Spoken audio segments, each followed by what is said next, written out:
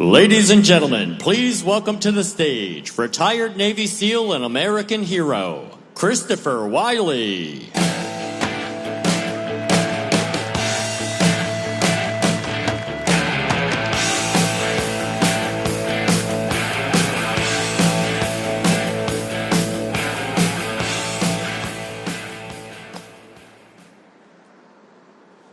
Ladies and gentlemen, brothers and sisters in arms, my wife and kids, honored guests, I can't express how moved and inspired I am for being a part of this 250th celebration of our Navy. I would first like to say thank you to the crew of these ships and sailors for hosting this event. We understand the effort and manpower to make this happen, and thank you for carrying the torch, protecting our families and this great nation. While I was reflecting on this momentous occasion and milestone for our country, I looked for a voice or a message to turn to. Our Secretary of War and my Navy SEAL ethos came to mind. We're gathered here today in a time that demands strength, not the kind of strength measured in numbers or equipment or technology, but the strength measured in spirit. The strength of men and women who have sworn an oath to defend our nation. The strength of those who understand that freedom is not a gift, it is earned. It is guarded and, if necessary, paid for with sacrifice. The Secretary of War recently reminded us of a truth we sometimes forget. America does not stand tall because of its weapons. America stands tall because of its warriors. Weapons rust, technology changes, but the human heart, sharpened by discipline, courage, and resilience, that endures. That is what keeps this republic alive. As Navy SEALs, we don't just know this truth, we live it. The SEAL ethos is not simply words etched on a wall. It's written in sacrifice. It is carried on the shoulders of every man and woman who has ever worn this uniform. It says, "My loyalty to country and team is beyond reproach. I humbly serve as a guardian to my fellow Americans, always ready to defend those who are unable to defend themselves."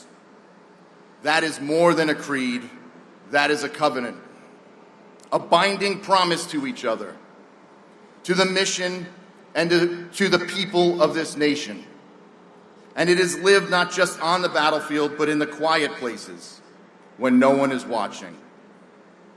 In the early hours of training, the late nights of preparation, in the relentless pursuit of excellence.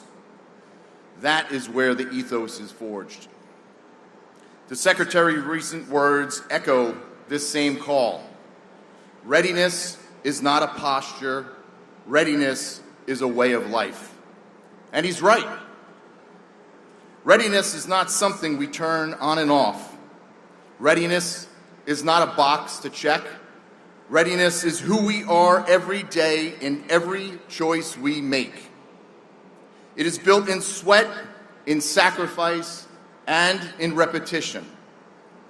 It is built when your lungs burn, your body aches, and every part of you screams to quit, but you refuse. It is built when you choose discipline over comfort, when you choose to serve others before yourself, when you choose the harder path because it's the right one. Too often we think of the fight as something out there, across oceans, in deserts or mountains. But the truth is, the fight is within. Every morning, when our feet hit the ground, we face a choice. Do we rise to the standard of warriors, or do we fall short? Do we embody the values we swore to uphold, or do we let fear, complacency, or doubt take root?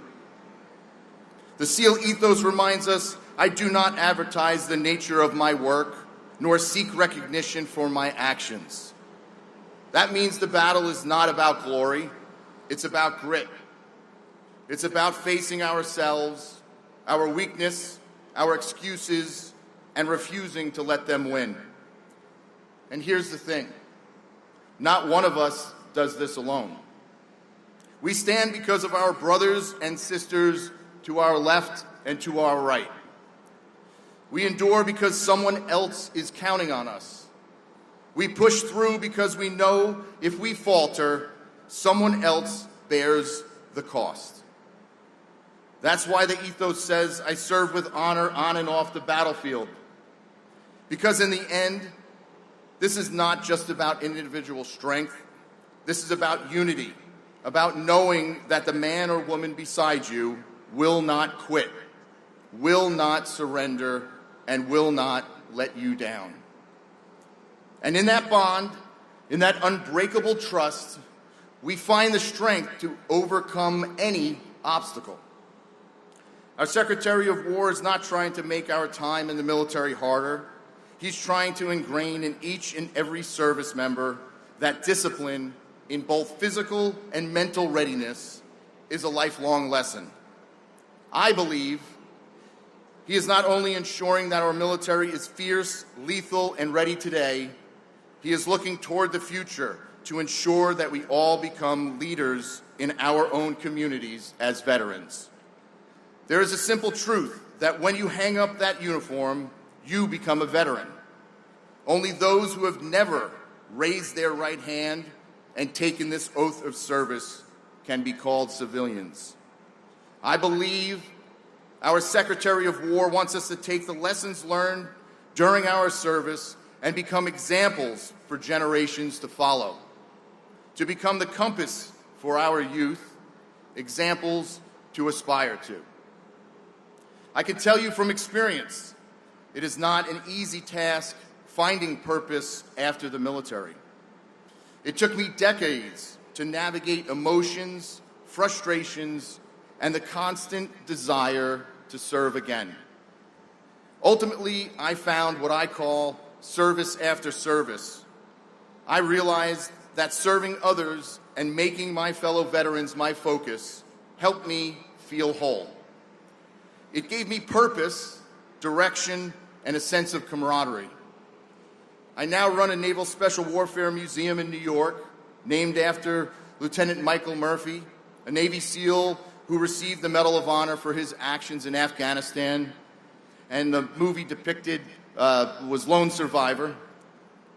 Every day I must rise to the level of a Navy SEAL because people are expecting it, and they should.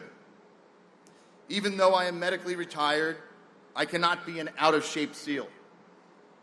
How can I recite to our visitors that my nation expects me to be physically harder and mentally stronger than my enemies if I don't look that way? How can we expect our future generations to rise to the occasion or hear the calling if we ourselves do not? I must be that image of excellence in front of our school field trips or any visitor who is expecting to see the tip of the spear. I lean on discipline learned from years of service, knowing that I still have service to do. I still have to be an example for my own children, my neighbors, my community, and my nation.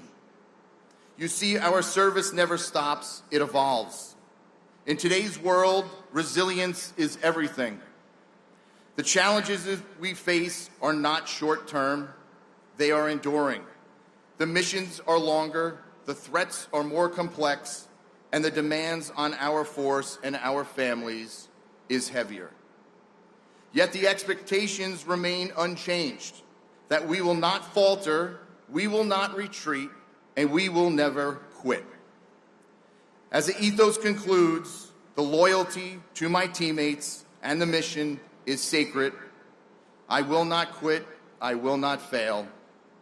That is the warrior's promise, not only to those who wear the uniform, but to every American who looks to us for strength, for safety, and for hope.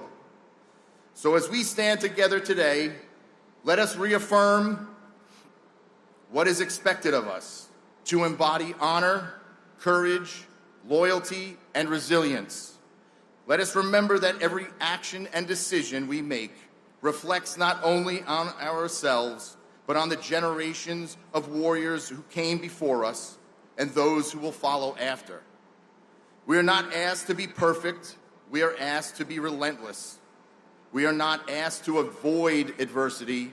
We are asked to thrive in it. We are not asked to fight for ourselves. We are asked to fight for a cause greater than self, a nation greater than any one individual. That is today's expectation, and that is why we must carry this forward together for the next 250 years. Thank you. May God bless our warriors, our families, and may God bless the United States of America.